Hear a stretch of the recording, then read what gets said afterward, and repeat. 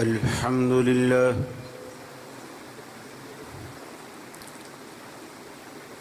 الحمد لله يحمده وهو المحمود أبدا أبدا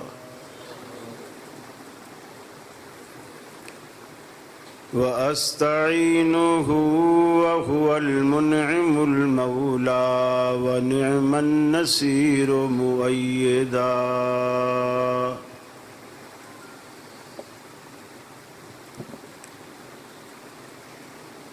لا شريك له إلها واحدا أحدا فردا صمدا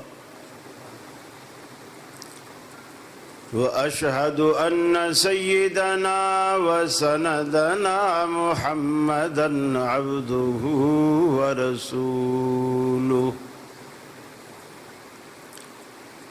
نبي ما ضل وما غوى وما ينطق عن الهوى فصلى الله عليه وبارك وسلم وعلى آله وأصحابه وأزواجه صلاة دائما سرمدا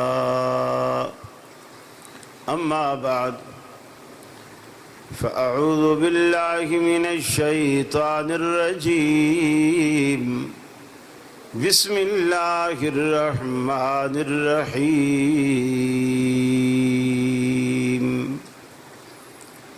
لو أنزلنا هذا القرآن على جبل لرأيته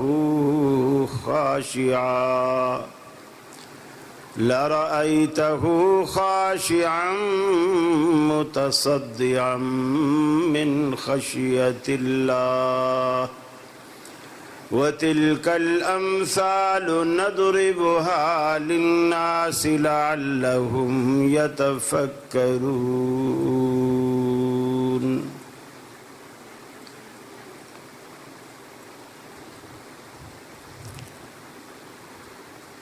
اس دور فتن میں اے لوگو ایمان کی حفاظت لازم ہے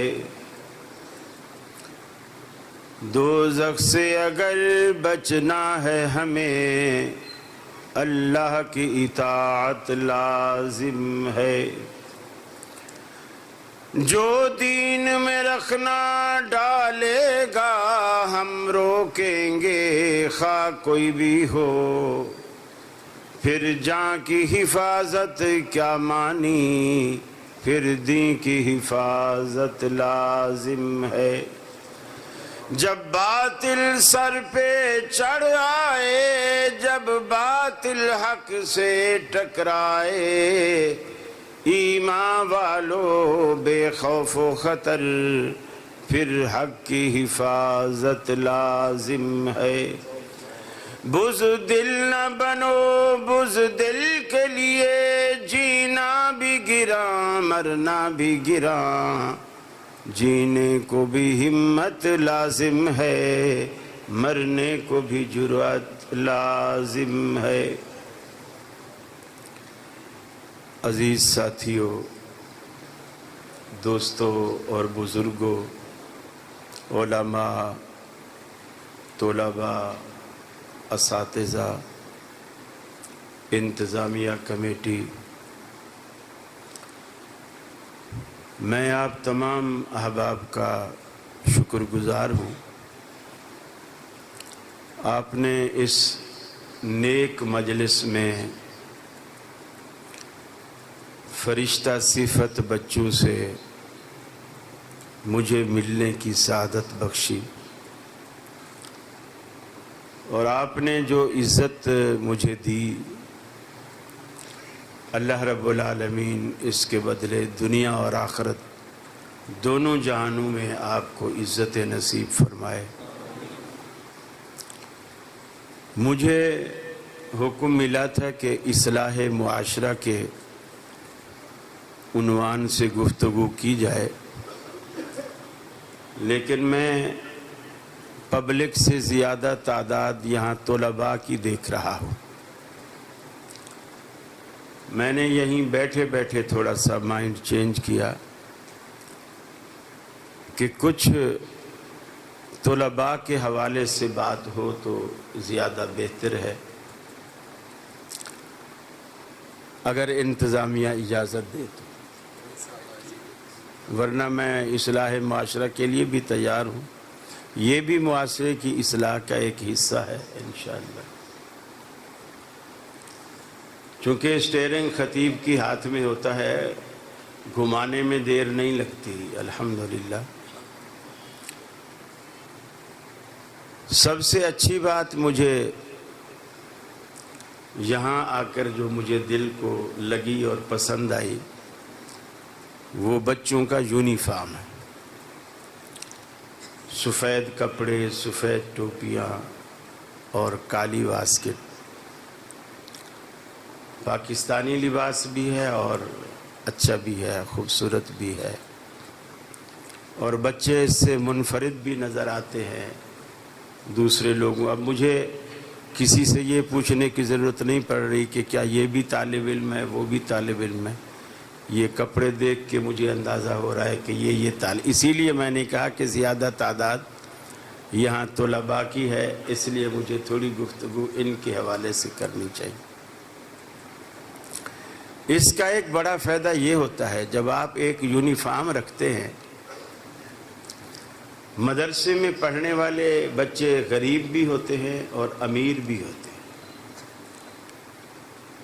یونیفارم بنانے سے جو فائدہ، سب سے بڑا فائدہ ہوتا ہے، غریب اور امیر کا فرق ختم ہو جاتا ہے. چونکہ اگر یونیفارم نہ ہو تو ظاہر بات ہے امیر آدمی تو کس طرح کے جوڑے پہن کے آئے گا، اور غریب آدمی پورا ہفتہ وہی ایک جوڑا چلائے گا، اور وہ بھی اس پائے کا کپڑا نہیں ہوگا. تو یہ ایک خوبصورت بات ہے. اللہ آپ کو اس پر قائم اور دائم رکھے.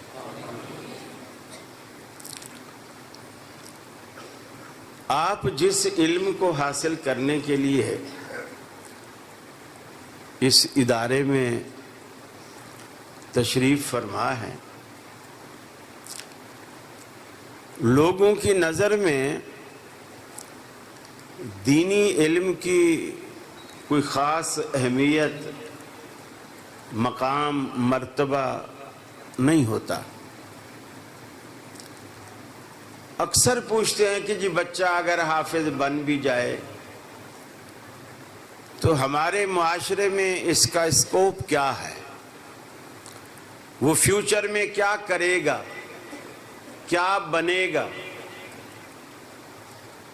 زیادہ سے زیادہ بس امام مسجد بن جائے گا، تراویح پڑھا لے گا، اذان دے دے گا، اور کیا کرے گا. یہ جو مسجد سے رشتہ ہے نا، یہ جتنا بھی دینی طبقہ ہے، چاہے وہ اساتذہ ہیں، طلباء ہیں، چاہے وہ نمازی ہیں، خطیب ہیں، مدرسین ہیں، مفتیان ہیں، یہ مسجد سے ان کا ایک تعلق رہتا ہے. یہ مسجد کا تعلق اتنی بڑی سعادت کی بات ہے کہ نبی رحمت صلی اللہ علیہ وسلم سے پوچھا گیا کہ دنیا میں بہترین جگہ کون سی ہے اور بدترین جگہ کون سی ہے. آپ نے جبریل امین سے پوچھا اور جبریل امین نے اللہ سے پوچھا، اور پھر آ کر بتایا کہ اللہ کے رسول، اس سوال کی اہمیت کے پیش نظر اللہ نے آج مجھے اتنا اپنے قریب کیا کہ اس سے پہلے اتنا قریب کبھی نہیں کیا. آج میرے اور اللہ کے درمیان صرف 70,000 نور کے پردے باقی تھے. پھر اللہ نے بتایا کہ دنیا میں بدترین جگہ بازار ہے اور دنیا میں بہترین جگہ مساجد ہے۔ تو یہ طبقہ وہ خوش نصیب طبقہ ہے جس کا تعلق دنیا کی بہترین جگہ سے جڑا ہوا ہے۔ یہ انتہائی خوش نصیبی کی بات ہے۔ پھر آپ پوچھتے ہیں کہ آگے مستقبل میں ان کا فائدہ کیا ہے؟ دیکھیے، آج اگر کسی کے بیٹے کی شادی ہو، ولیمہ ہو، اس میں نواز شریف صاحب آئیں اور قمر جاوید باجوہ بھی آئیں، عصر حاضر کے خان صاحب بھی آئیں اسی شادی، اور دولہا کے گلے میں پھولوں کا ہار بھی ڈالیں، ممکن ہے دوسرے دن دولہا اور دولہا کے ابا ہم سے بات کرنا بھی پسند نہ کریں کہ جی میرا تو سٹیٹس اتنا ہو گیا ہے، وزیر اعظم ہو، آرمی چیف ہو، سب ہمارے بلاوے پہ آتے ہیں۔ لیکن اس چیز کو آپ سامنے رکھیں اور ذرا آنکھیں بند کر کے اس چیز کو بھی نظروں میں، دل میں لانے کی اس منظر کو کوشش کریں کہ قیامت کا دن ہوگا، آدم علیہ السلام سے لے کر قیامت تک جتنی دنیا آئی ہوگی وہ ساری آباد ہوگی، بیچ میں کوئی دیوار، کوئی درخت، کوئی پہاڑ، کوئی چیز حائل نہ ہوگی، پوری زمین یوم تبدل الارض غیر الارض، پوری زمین ایک چٹیل میدان ہوگی اور ساری کائنات اس میں جمع ہوگی، اور اس ساری کائنات کے سامنے 1500 بندے کے سامنے نہیں، ساری کائنات جو مر چکی ہے وہ، جو موجود ہے وہ، جو آنے والی ہے وہ، ساری کائنات کے سامنے اللہ تعالی حافظ بچے کو، اس کے والد کو اللہ تعالی بلائے گا اور ساری دنیا کے سامنے اللہ کے حبیب فرماتے ہیں اپنے ہاتھوں سے اس کے سر پہ تاج رکھے گا۔ سوچیں ذرا آنکھیں بند کر کے، وہ بہتر ہے یا نواز شریف اور زرداری جس کے گلے میں ہار ڈالیں وہ بہتر ہے؟ اس کا کیا تقابل؟ پھر آج ہم دنیا میں دیکھتے ہیں جتنے بڑے لوگ ہوتے ہیں نا، خاص کر سرکاری لوگ، یہ جب کسی تقریب میں جاتے ہیں، ان کی جب وہ بلیک کلر کی جھنڈے والی مرسڈیز گاڑی اس پنڈال کے گیٹ پر آ کے رکتی ہے،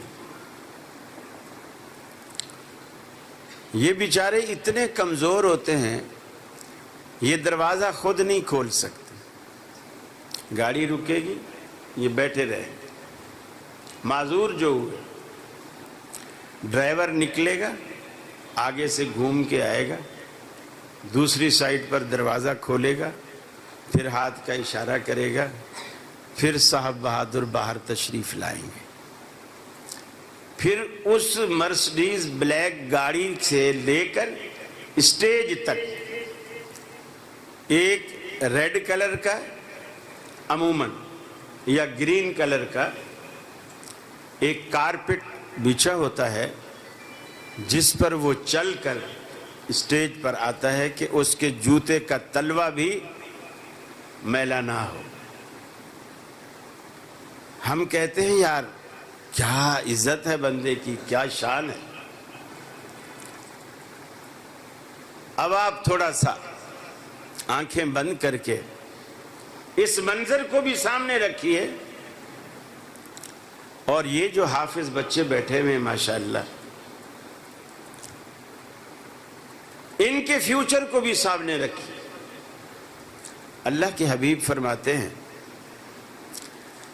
جب کوئی دینی طالب علم قرآن کی تعلیم کے لیے، حدیث کی تعلیم کے لیے اپنے گھر سے اپنے مدرسے کی طرف یا مسجد کی طرف جہاں بھی اس کی تعلیم ہوتی ہے اس ادارے کی طرف اپنے گھر سے جب نکلتا ہے، اس کے گھر سے لے کر اس کے ادارے تک اللہ کی رحمت کے فرشتے اس کے قدموں تلے اپنے پر بچھاتے ہیں۔ تصور کریں اس کارپیٹ کا اور اللہ کی رحمت کے فرشتوں کے پروں کا بڑا فرق ہے، بڑا فرق۔ دنیا مانے یا نہ مانے، اللہ کی نظر میں آپ خوش نصیب ہیں، اللہ کی نظر میں آپ بڑے ہیں، آپ بھی، آپ کے اساتذہ بھی، آپ کے ماں باپ بھی۔ دنیا میں ڈاکٹر ہونا بری بات نہیں ہے، اچھی بات۔ آپ بچوں کو ڈاکٹر بھی بنائیں، انجینئر بنائیں، پروفیسر بنائیں، سب باتیں اچھی ہیں، لیکن اللہ نے اگر آپ کو 4-5 بچے دیے ہیں تو ان میں سے 1-2 بچوں کو حافظ، قاری، عالم بھی ضرور بنائیں۔ قیامت والے دن ایک حافظ، آپ نے فرمایا 70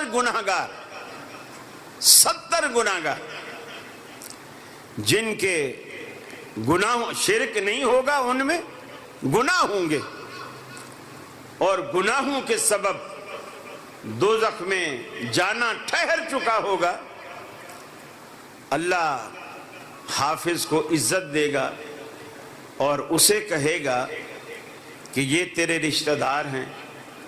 اگر تو کہے، یہ تو کہے جو ہے نا، یہ اس کو عزت دینے کے لیے کہ اگر تو کہے تو میں اسے معاف کر دیتا۔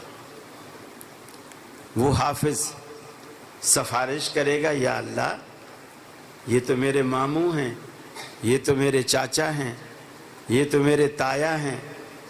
وہ سفارش کرے گا، اللہ اس کی سفارش سے ان کو معاف کرے گا اور جنت میں داخل کرے گا۔ ڈاکٹر کتنے رشتہ داروں کو بخشوائے گا، انجینئر کتنے رشتہ داروں کو بخشوائے گا۔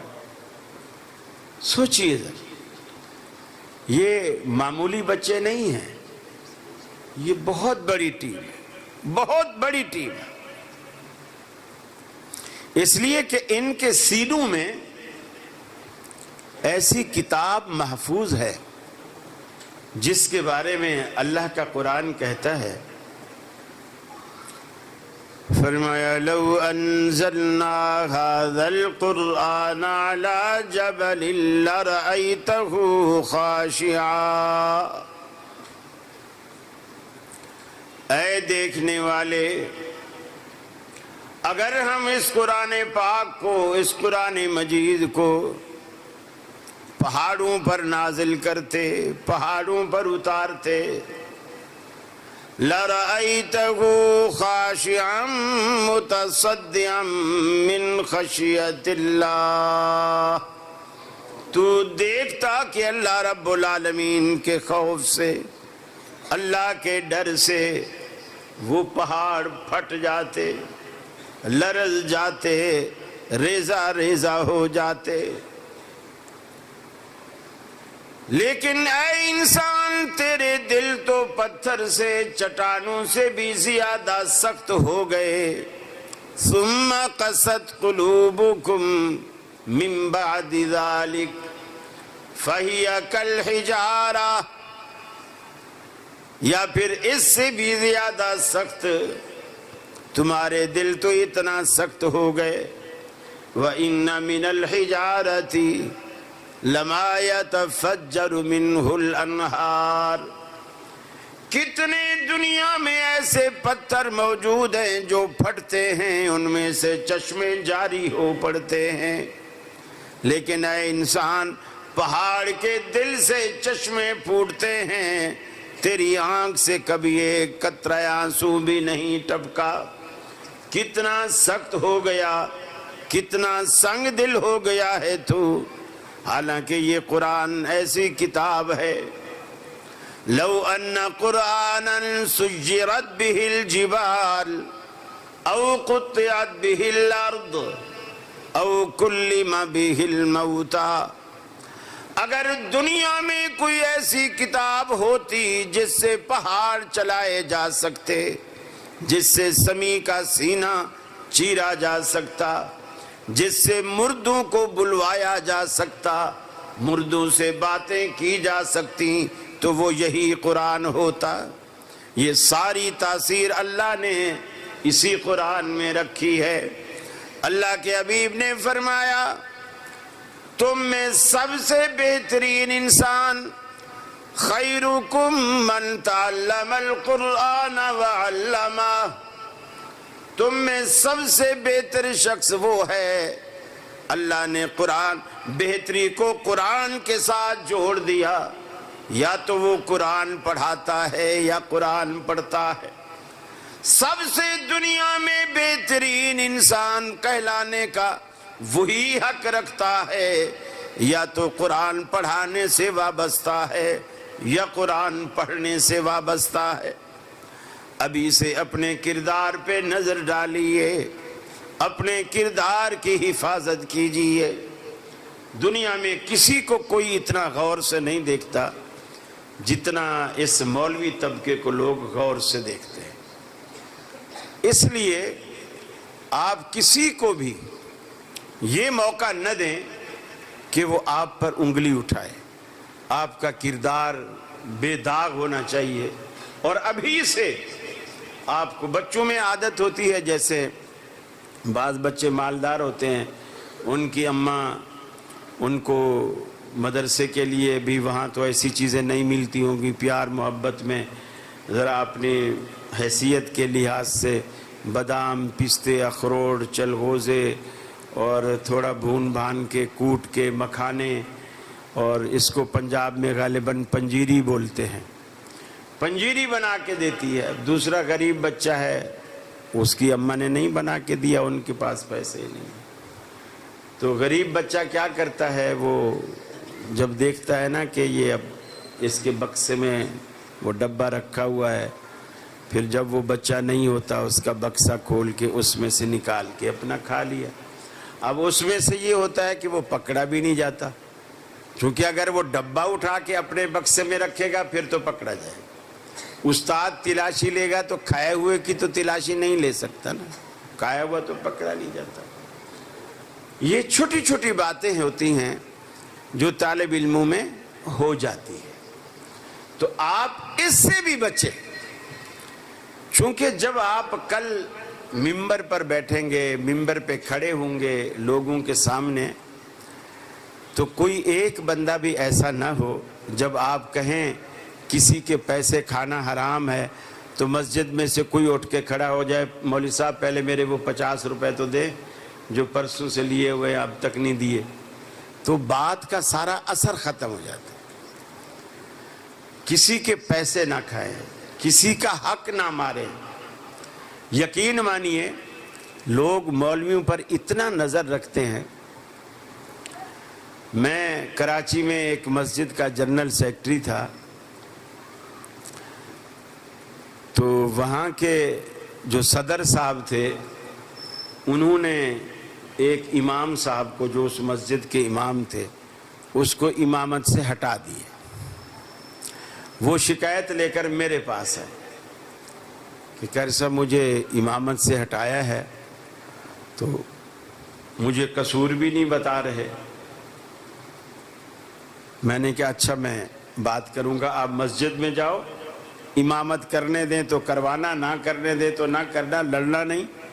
میں انشاءاللہ جیسے مجھے فرصت ملتی ہے میں آتا ہوں، بات کرتے۔ میں نے صدر صاحب سے پوچھا کہ امام صاحب کو کیوں ہٹایا؟ وہ کہنے لگے کہ ہم نے کئی دفعہ اس کو سمجھایا ہے کہ یہ جب باتھ روم جاتا ہے نا پہلے دایاں قدم اندر رکھتا ہے، جبکہ سنت ہے پہلے بایاں قدم اندر رکھنا چاہیے۔ آپ اندازہ لگاؤ کہ مولویوں کو باتھ روم جانے تک بھی دیکھا جاتا ہے،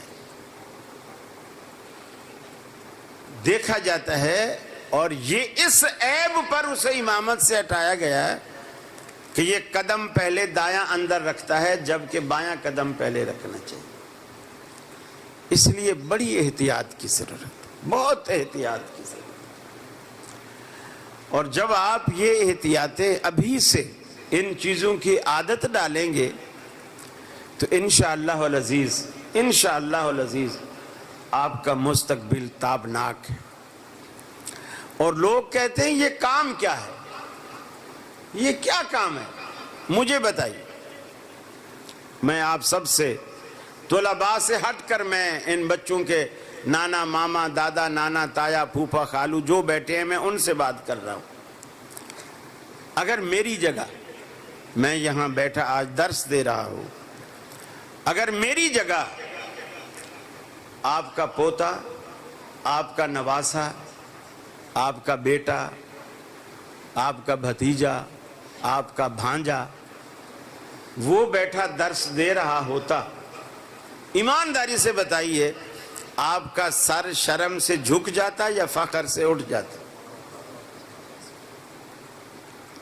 تو جب کوئی اور آ کے بیٹھے،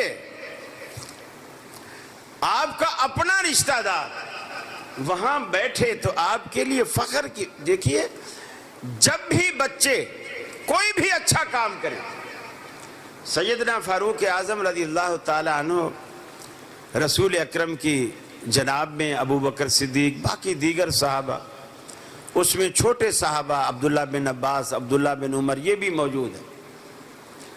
اللہ کے حبیب نے ایک سوال کیا، سارے صحابہ سے کیا، جسے آپ پہیلی کہتے ہیں، پہیلی۔ آپ نے ایک پہیلی پوچھی۔ آپ صحابہ کرام کے ساتھ کبھی خوش طبعی بھی کیا کرتے تھے۔ یہ جو مولویوں میں روکھا پن ہوتا ہے نا، رسول اللہ صلی اللہ علیہ وسلم میں یہ روکھا پن نہیں تھا۔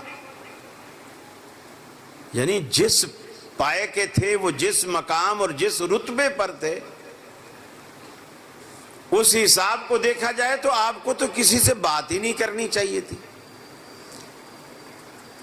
لیکن صحابہ کہتے ہیں کہ ہمارے درمیان جب بیٹھے ہوتے اور کوئی امتیاز نہ برتتے تو باہر سے آنے والا اس کو پوچھنا پڑتا کہ تم میں اللہ کا رسول کون ہے۔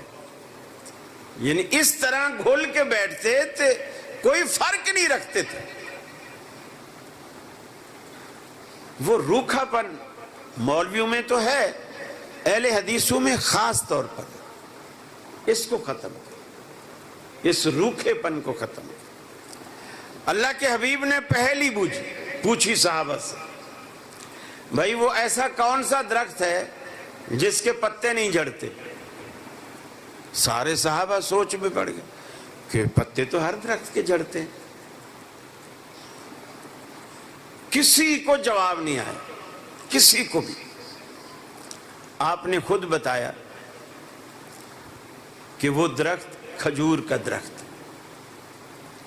لوگوں نے ہار مان لی، آپ نے بتایا وہ کھجور کا درخت۔ جب گھر آ گئے، عبداللہ بن عمر رضی اللہ تعالیٰ عنہ نے کہا، حضرت عمر کے بیٹے نے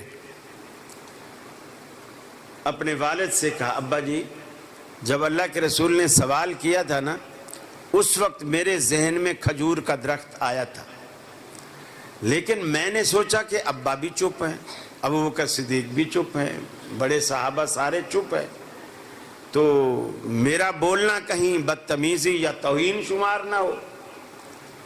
حضرت عمر نے کہا، بیٹا اللہ کی قسم اگر تو اس وقت کھڑا ہو کر یہ کہہ دیتا نا وہ کھجور کا درخت ہے تو میرا سر فخر سے اٹھ جاتا کہ میرے بیٹے نے جواب دیا۔ بچے جب بھی اچھا کام کریں، ماں باپ دنیا میں واحد ہستی ہیں جو بچوں کی خوشی کو اپنی خوشی سے بھی زیادہ پیارا سمجھتے ہیں. اور بچے جب ترقی کرتے ہیں ماں باپ ایسے سمجھتے ہیں جیسے ہم ترقی کر رہے ہیں، جیسے ہم ترقی کر رہے ہیں. جیلس نہیں ہوتے، حسد نہیں کرتے. باقی دنیا میں سچی بات ہے، سگے بھائی بھی ہو نا، سگے بھائی، ایک بھائی کا بنگلہ ہو اور دوسرے کی جھونپڑی ہو تو جھونپڑی والا ساری زندگی کڑتا ہی رہے گا، کڑتا رہے گا، حسد رکھے گا، اس کی ترقی سے جیلس ہوگا. ماں باپ ایسا نہیں کرتے، ماں باپ ایسا نہیں کرتے. اور وہ خوش نصیب ہوتے ہیں جو ماں باپ کو ان کے بڑھاپے میں ان کا وہ مقام اور مرتبہ، وہ عزت، وہ وقار دیتے ہیں. آپ ابھی سے ماشاءاللہ جو بچوں کی تربیت کر رہے ہیں، یہ بچوں کی تربیت کریں. اور جن بچوں کا میں نے سنا کہ ماشاءاللہ یہ ماشاءاللہ امام بخاری والا حافظہ رکھتے ہیں، کوئی البانی والا حافظہ رکھتا ہے، تو ان کو بخاری بھی بنائیں، البانی بھی بنائیں. صرف حفظ تک محدود نہ رکھیں، آپ آگے ان کے ماں باپ کو مشورہ دیں، وہ ان بچوں کو آگے دین کے لیے وقف کریں، تاکہ دنیا میں وہ اپنا بھی، اپنے خاندان کا بھی، اپنے اساتذہ کا بھی، اپنے ماں باپ کا بھی ایک نام پیدا کریں. اور یہ سب کے لیے صدقہ جاریہ بنے. یہ بچے انشاءاللہ العزیز یہ ایسے معمولی بچے نہیں ہیں، بہت سرمایہ ہے. آپ یہ پھرواری ہے، نرسری ہے جو آپ نے ابھی لگائی ہے، اور انشاءاللہ ان پھولوں سے آگے عطر بننے والا ہے جس سے پوری دنیا مہکے گی انشاءاللہ. تو آپ اپنے ہر شخص یہ فیصلہ کر لے، 4-5 بچے اگر اللہ نے اس کو دیے ہیں تو ان 4-5 بچوں میں سے ایک بچہ، کم از کم ایک بچہ ضرور وہ دینی کام کے لیے وقف کرے. جس طرح معاشرے کو ایک کل وقتی ڈاکٹر چاہیے، کل وقتی انجینئر چاہیے، اسی طرح کل وقتی عالم بھی چاہیے. لوگ اعتراض کریں گے، اے میاں مدرسے میں کھاتے ہیں، چندے کا کھاتے ہیں، یہ کرتے ہیں، وہ سب کہیں گے. اللہ کے رسول نہیں خمس لے کے کھاتے تھے، خمس کھاتے تھے. اللہ کے رسول کو 5واں حصہ دیا جاتا تھا. اب وہ لوگ کہتے ہیں کہ مجھے ایک کماڑی کے ایک صاحب تھے، توحیدی کہلاتے ہیں، وہ ڈاکٹر مسعود الدین عثمانی کے. وہ صاحب کہنے لگے آپ جمعہ کی تنخواہ لیتے ہیں؟ میں نے کہا لیتا ہوں. کہنے لگے یہ تو حرام ہے، پھر تو آپ کے پیچھے جمعہ نہیں ہوگا. میں نے کہا کیوں؟ بولے کہ اللہ کے رسول نے کبھی تنخواہ لی تھی؟ میں نے کہا ان کو جو خمس دیتے تھے، آپ مجھے صرف کماڑی کا خمس دے دو نا، صرف کماڑی کا خمس، میں پورے کراچی کے ائمہ اور خطباء کو مفت قرار دے دوں. ان کو اسی خمس سے ان کی تنخواہیں، ان کے اخراجات پورے کریں. اللہ نے اپنے رسول کا انتظام تو کیا تھا نا.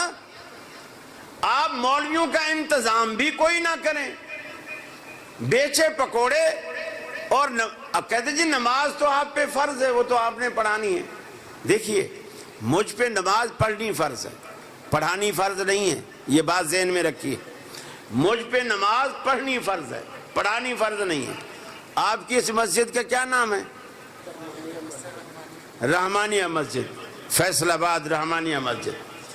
اب اگر پڑھنی بھی ہو نا تو مجھ پر رحمانیہ مسجد میں پڑھنی فرض نہیں ہے.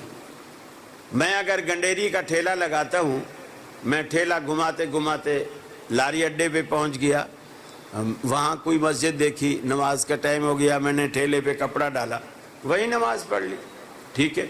اگر میں 5 نمازیں فیصل آباد کی مختلف مساجد میں 5 نمازیں پڑھتا رہوں اور کوئی نماز بھی جماعت سے نہ چھوڑوں، پھر رحمانیہ مسجد والوں سے آ کے بولوں مجھے تنخواہ 2 مہینے بعد، یہ دیں گے؟ دیں گے؟ نہیں دیں گے. اب یہ تنخواہ مولوی کے نماز پڑھانے کی نہیں ہے، یہ خوب ذہن میں بٹھائیے. مولوی کے نماز پڑھانے کی یہ تنخواہ نہیں ہے، وہ اپنا وقت بیچتا ہے۔ اس پر رحمانیہ مسجد کی جو پابندی ہے نا کہ ظہر کے ٹائم، عصر کے ٹائم، مغرب کے ٹائم، عصر کے عشاء کے ٹائم، فجر کے ٹائم، ہر صورت وہ رحمانیہ مسجد میں نظر آئے۔ یہ جو آپ پھر وہ کہیں جائے آپ سے چھٹی لے کر جائے، یہ تو ملازم والا حساب ہے۔ ہر بندے کو اپنا وقت بیچنے کا اور اپنے وقت کی قیمت لینے کا حق ہے۔ مزدور کو، کسی کو اپنا وقت بیچنے کا حق ہے۔ اب مثال کے طور پر میں آیا ہوں ادھر، اب میں آپ تکریم کے طور پر میری عزت کریں اور مجھے کہیں کہ یہ نماز پڑھا دے، تو میں جب نماز پڑھا دوں گا تو میں پیسے لینے کا تو مجاز نہیں ہوں نا۔ میں یہاں مستقل اپنا وقت نہیں، میں آ گیا، آپ نے میری عزت کی مصلی پہ کھڑا کر دیا، ٹھیک ہے میں نے نماز پڑھا دی۔ اور ہم کبھی نہیں کہتے میں نے نماز پڑھائی ہے، میں چونکہ کراچی سے آیا ہوں، چونکہ آج آپ کو میں نے نماز پڑھائی ہے، میں نے لمبی نماز پڑھائی ہے، لہذا میں تو 100 روپیہ نماز کا لوں گا۔ کبھی ایسا نہیں، یہ ہوتا ہے نماز کا پیسہ، اور ایسا کوئی مولوی نہیں کرتا۔ تو مولویوں پر فتوے نہ لگایا کریں، فتوے نہ لگایا کریں۔ اب لوگ کیا چاہتے ہیں؟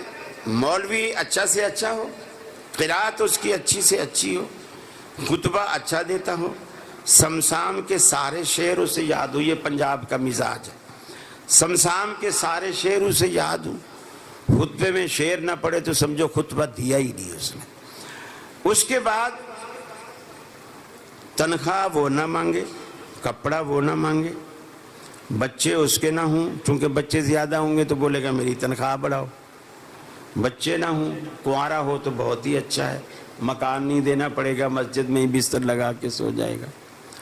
میں نے کہا پھر آپ کو مولوی ڈھونڈنے کی ضرورت نہیں، جبریل کو امام رکھ لو، وہ شادی بھی نہیں کرے گا، اس کے بچے بھی نہیں ہیں، وہ کپڑے کی بھی اس کو ضرورت نہیں پڑتی، بیمار بھی نہیں ہوتا، علاج جب مولوی رکھو گے تو مولوی کو تو دہی بھی چاہیے، دودھ بھی چاہیے،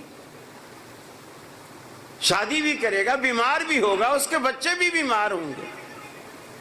میرے بھائیو، دینداروں کی عزت کرو، دینداروں کی عزت کرو، ان کے دم سے آپ کے معاشرے کی عزت بنے گی انشاءاللہ، ان کے دم سے بنے۔ آپ جتنا دین کی عزت کرو گے اللہ رب العالمین آپ کو اتنا اونچا کرے گا، اتنا اونچا کرے گا۔ بہت ساری قوموں کو اللہ قرآن کے ذریعے ذلیل بھی کرتا ہے اور بہت ساری قوموں کو قرآن کے ذریعے عزتوں سے نوازتا ہے، اوپر لے جاتا ہے۔ ان ھذا القرآن یہدی للتی ہی اقوم۔ میرے بھائی، علماء کی قدر کرنا سیکھیے، علماء کی عزت کیجیے۔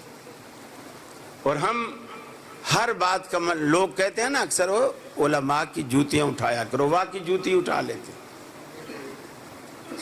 مولوی جب مسجد میں نماز پڑھنے جائے نا پھر اس کی جوتی نہیں ہوتی، کیونکہ کسی نے کہا تھا علماء کی جوتیاں اٹھایا کرو، وہ جوتی اٹھا لے۔ اس جوتی اٹھانے کا مطلب یہ ہوتا ہے کہ جسے عالم کوئی آیا ہے آپ اس کی جوتی اٹھا کے اس کے آگے رکھو، اس کو پہناؤ، اس کی جوتی سیدھی کر کے رکھو۔ یہ مقصد، یہ نہیں کہ جوتی چرا کے ہی لے جاؤ۔ اللہ کے ولی، اللہ رب العالمین آپ کو دین کی، دنیا کی بھلائیاں نصیب فرمائے۔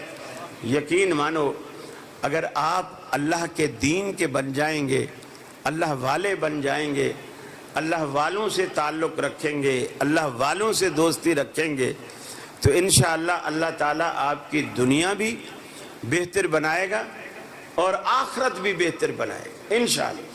اور یہ اللہ رب العالمین کا وعدہ ہے۔ الا ان اولیاء اللہ لا خوف علیہم ولا هم يحزنون۔ اللہ کے نیک بندے وہ ہوا کرتے ہیں لا خوف علیہم، ان پر کسی قسم کا ڈر اور خوف نہیں ہوتا، اور ہم ان پر کسی قسم کا غم اور صدمہ بھی نہیں آنے دیتے۔ دنیا میں دو چیزیں، خوف الگ چیز ہے، غم الگ چیز ہے۔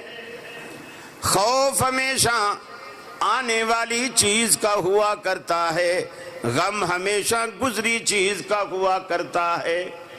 جب آدمی آگے ایک حادثہ ہونے والا، امتحان آنے والا، کوئی ایسی رسوائی کا سبب بننے والی چیز آنے والی ہے، آدمی اس سے ڈرتا ہے۔ اللہ نے فرمایا مومن پر غم بھی نہ ہوگا، خوف بھی نہ ہوگا، دنیا میں ایسے زندگی گزارے گا، اللہ رب العالمین کے فضل سے، کرم سے اتنا مطمئن ہوگا، اس کو آگے والی زندگی کا، عاقبت کا کوئی خوف نہ ہوگا۔ پتہ نہیں میرا کیا بنے گا، نامہ اعمال دائیں ہاتھ میں ملے گا یا بائیں میں ملے گا، میرا نیکیوں کا پلڑا بھاری ہوگا یا گناہوں کا پلڑا بھاری ہوگا، اسے اس کی پرواہ نہ ہوگی، کوئی ڈر اور خوف نہ ہوگا۔ اور جب آخرت میں پہنچ جائے گا تو دنیا میں جو زندگی گزار کے آیا ہے وہ اتنی اچھی زندگی گزار کے گیا ہوگا کہ اس پر اس کو کوئی غم نہ ہوگا، کوئی صدمہ نہ ہوگا، کوئی پریشانی نہ ہوگی۔ اس لیے اللہ کے ولی بننے کی کوشش کیجئے، اللہ رب العالمین آپ کے دل سے اپنے ڈر کے سوا سب ڈر نکال دے گا۔ اپنے ڈر کے سوا رب العالمین کوئی ڈر آپ کے دل میں نہ رکھے گا، اپنی ذات کے سوا کبھی آپ کو کسی کا محتاج نہیں کرے گا۔ ان بچوں کی مدد کیجئے، ان کا تعاون کیجئے۔ اللہ رب العالمین آپ کے گھروں میں، آپ کے دفتروں میں، آپ کی دکانوں میں، آپ کے شہر کی گلیوں میں اپنی رحمتوں کی برکھا برسائے گا۔ اگر آپ ان بچوں کے ساتھ پیار اور محبت والا، اگر دین کے طالب علموں میں کوئی یتیم آپ دیکھے، ان کے سر پہ بالکل ایسے باپ بن کے ان کے سر پہ شفقت کا ہاتھ پھیرا کیجئے۔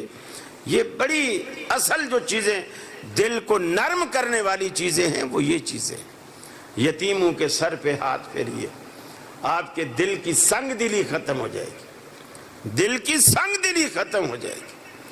اللہ تعالیٰ تو بڑا مہربان ہے، کرم کرنے والا ہے، بخشنے والا ہے یقیناً، لیکن اللہ کے آگے اللہ کے حبیب نے اتنے پیارے پیارے نسخے بتائے نا، یقین مانو اگر آپ اس پہ عمل کرتے ہیں نا، وارے نہیں آ رہے۔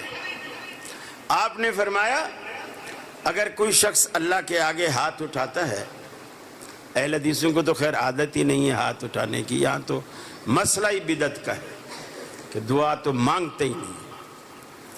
اللہ اکبر۔ مجھے اچھی طرح یاد ہے کراچی میں ایک جنازہ تھا مفتی صدیق صاحب کا، وہ ظاہر بات ہے بہت سارے علماء، مفتی کا جنازہ تھا تو بہت سارے علماء آئے ہوئے تھے۔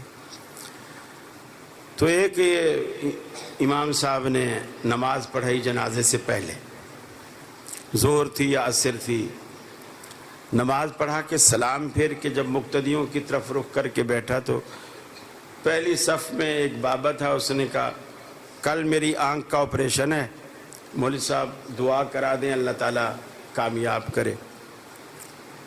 مولوی صاحب چپ کر کے وظیفہ پڑھتے رہے۔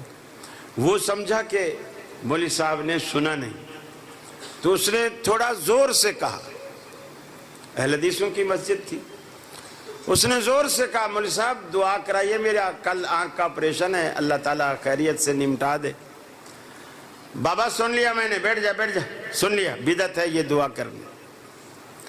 اس کو ظاہر بات ہے وہ ضرورت مند تھا، اس کو بڑا غصہ آیا، اس نے جنازہ بھی نہیں پڑھا، اٹھا، لاٹھی اس کے ہاتھ میں تھی اور بوڑھا تو تھا ہی، لرزتا کانپتا صفیں چیرتا ہوا باہر کی طرف نکلا اور اس نے منہ سے جو یقین مانیے جملہ کہا میں آج تک نہیں بھولا کہ توبہ توبہ، اب تک تو میں یہ سمجھتا تھا کہ یہ وہابی لوگ غیر اللہ سے نہیں مانگتے، مجھے تو آج پتہ چلا ہے یہ تو اللہ سے بھی نہیں مانگتے۔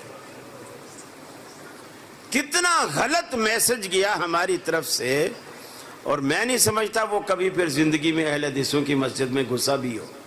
یہ ہماری بد اخلاقی ہے, یہ ہماری بد اخلاقی ہے. نبی رحمت کا سمجھانے کا یہ انداز کبھی نہیں رہا.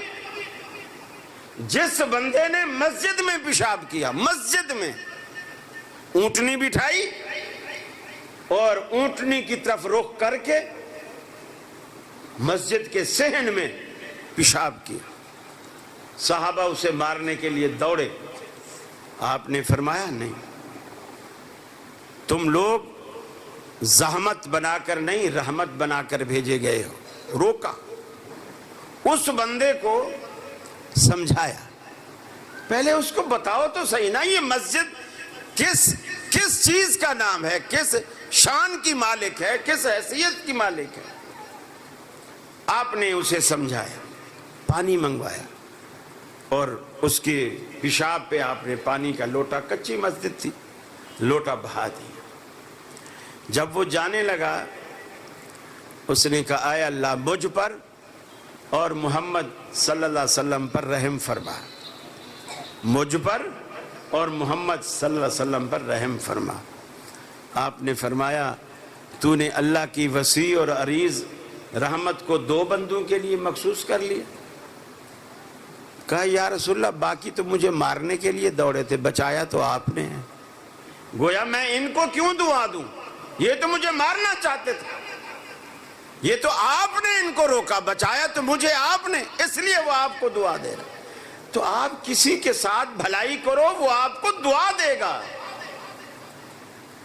اگر آپ کی دعاؤں سے کچھ نہیں ہو رہا نا, اس کی دعا سے ہوگا انشاءاللہ. دعا تو کسی کی کبھی بھی کہیں بھی قبول ہو جائے, تو آپ دعا کی عادت ڈالی. سنت سمجھ کے نہ مانگیے, ضرورت سمجھ کے مانگیے. دعا آپ کی ضرورت ہے. الدعا سلاح المؤمن, مومن کا ہتھیار ہے. مخ العبادہ, عبادت کا گودا ہے, مغز.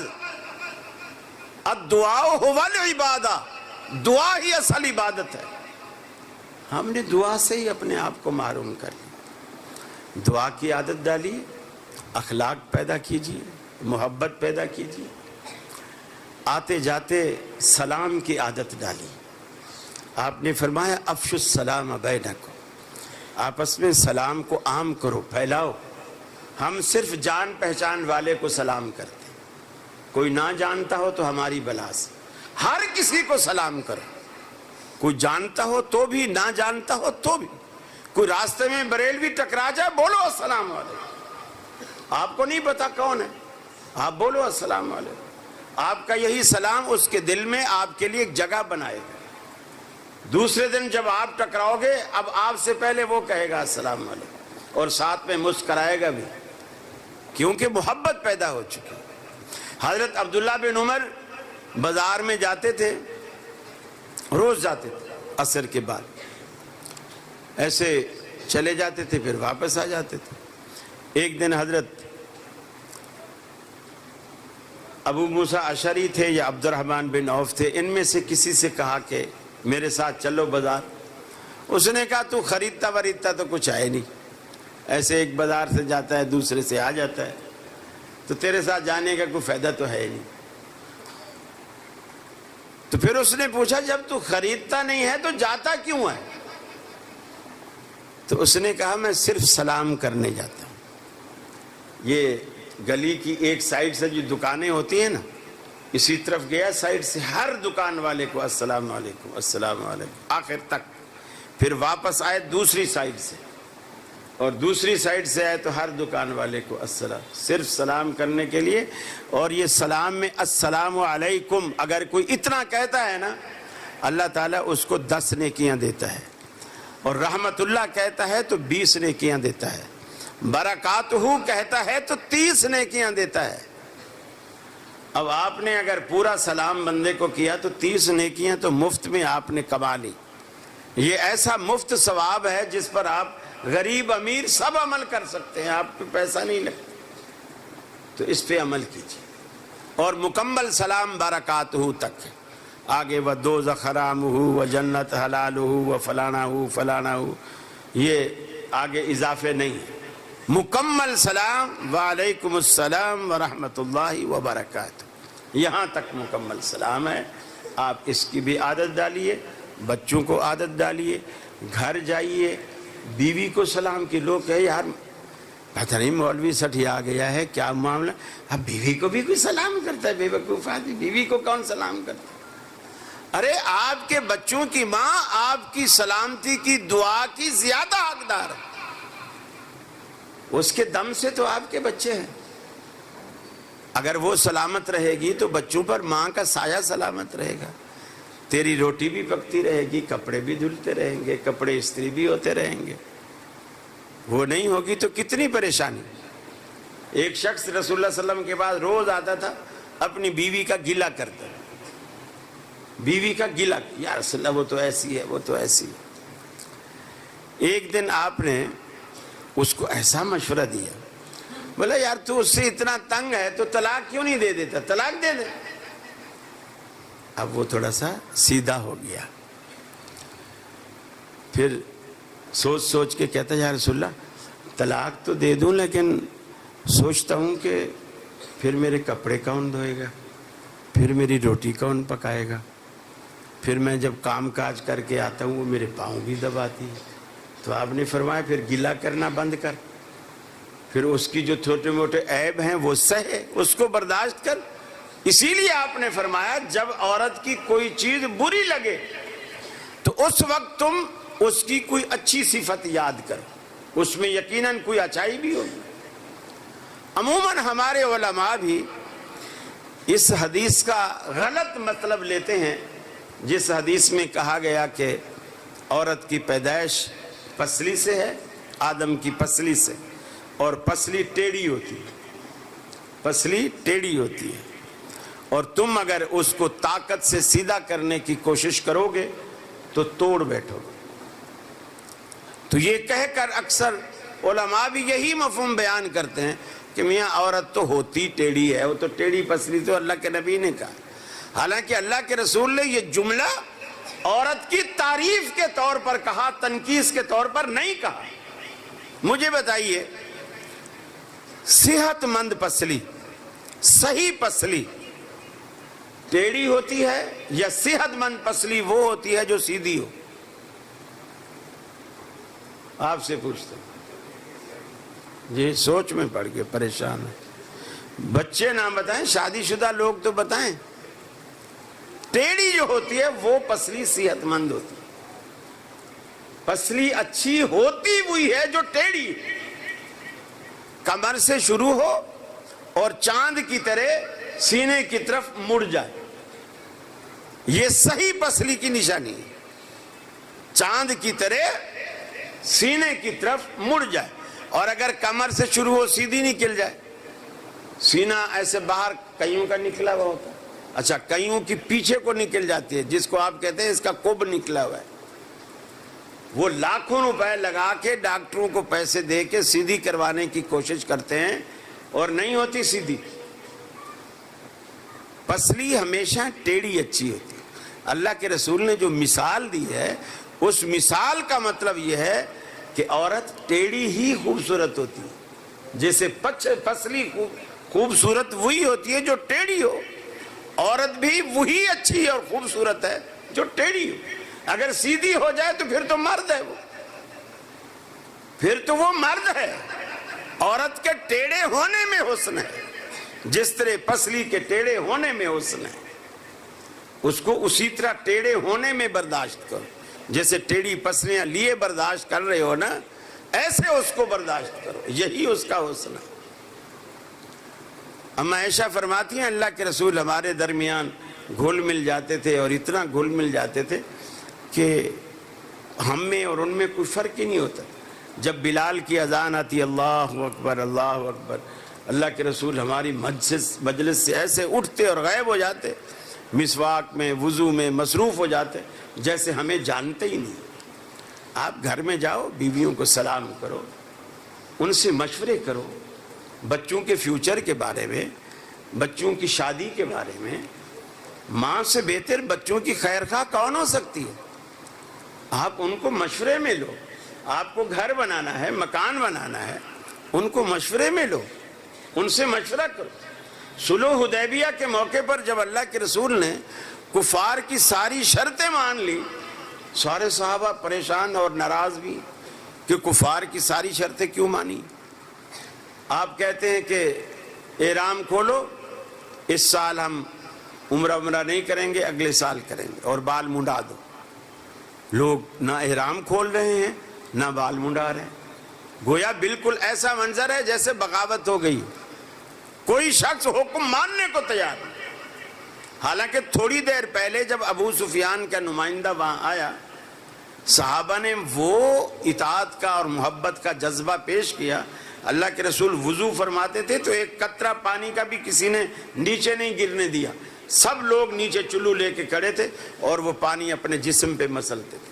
اب اللہ کے رسول انہی لوگوں کو کہہ رہے ہیں بال منڈاؤ، احرام کھولو، اور کوئی ماننے کو تیار نہیں. آپ پریشان ہو کر خیمے میں تشریف لائے. خیمے میں حضرت ام سلمہ موجود تھی. ام سلمہ آپ کی بیوی تھی، ام المومنین تھی، مزاج شناس نبوت تھی. فوراً چہرے کو دیکھا تو بھانپ گئی کہ آپ اداس ہیں. آپ نے فرمایا اللہ کے رسول آپ کچھ غمگین نظر آتے. آپ نے فرمایا ام سلمہ کچھ بات ہی ایسی ہے، میں ان کو حکم کرتا ہوں احرام کھولو اور بال منڈاؤ تو میری بات کوئی ماننے کو تیار ہی نہیں، سارے چپ کر کے بیٹھے. ام سلمہ نے کہا اللہ کے رسول اصل میں یہ جو فیصلہ آپ نے کیا ہے نا، یہ مجھے لگتا ہے یہ کسی کو پسند نہیں آیا ہے، لہٰذا آپ ان کو جا کر یہ نہ کہو کہ احرام کھولو اور سر منڈاؤ، آپ ان کے سامنے جا کر اپنا سر منڈاؤ اور اپنا احرام بدلو، ان کو کچھ نہ کہو. اللہ کے رسول آئے اور اپنے احرام کے کپڑے بدل کے دوسرے کپڑے پہنے، اپنا سر منڈایا. اب جو آپ نے سر منڈا کے ادھر ادھر دیکھا تو سارے صحابہ ایک دوسرے کا سر مونڈنے میں لگے ہوئے. آپ واپس خیمے میں آئے اور مسکراتے ہوئے داخل ہوئے خیمے میں. اب یہ جو مسکرانا تھا نا، یہ ام سلمہ کو داد دینا تھا کہ تیرا جو مشورہ ہے نا بالکل تیر بہدف تھا، تیر نشانے پہ لگ گیا، بالکل وہی کام ہوا جو تو نے کہا تھا. تو عورت سے اگر اچھا کام بھی ہو جائے تو کبھی کبھی اس کی تعریف بھی کرو. ہمیشہ یہ نہ کہو کہ آج کھانے میں نمک تیز ہے، استری کرتے ہوئے تو نے میرے اتنا مہنگا سوٹ تھا اس کا دامن جلا دیا، یہ کر دیا وہ.